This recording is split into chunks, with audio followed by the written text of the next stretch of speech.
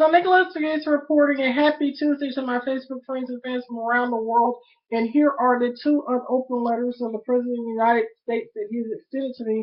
One of them is dated March 28, 2014. The other, February 27, 2014. Neither has been opened, and I am promoting myself to personally meet the President of the United States and, of course, to take a photograph with the President, Mrs. Obama. I must express that I was a selected leader by the White House to promote diversity and bipartisanship here in the great state of Tennessee in the 21st century, even though I am a young Republican, because my principles are very conservative and I'm a very conservative person. I am not pleased with the way the way of governance here, especially in the state of Tennessee, regarding the disrespect of the President of the United States and, of course, the disrespect across the board regarding the President of the United States.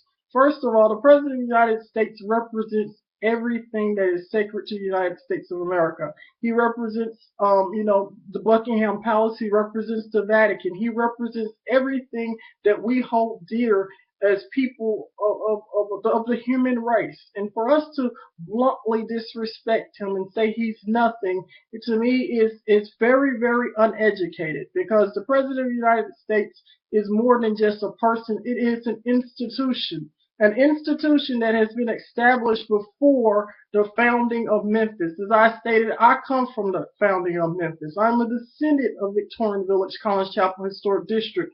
None of those leaders who are, before us today understand those principles because they do not practice them.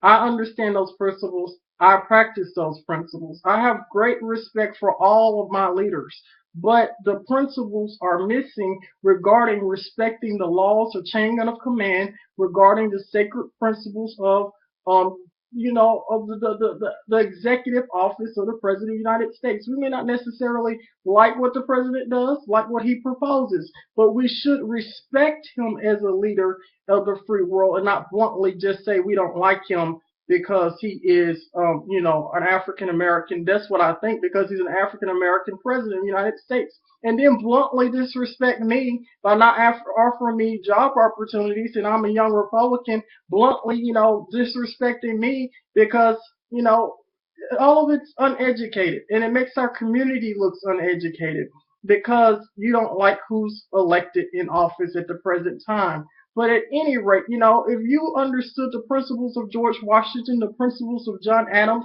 these individuals rose above that type of political rhetoric, and they are the descendants of, they do migrate from Victorian Village. So if you want to know the history of really who holds up America, it is the people of original Memphis. So I'd like to give a big corporate appreciation to everyone at the White House for always promoting me as a descendant of Victorian Village, College Chapel Historic District, and having me the opportunity, giving me the extraordinary opportunity to reteach some things and educate my generation to the 21st century. A corporate appreciation to the Democratic Party and both the Republican Party.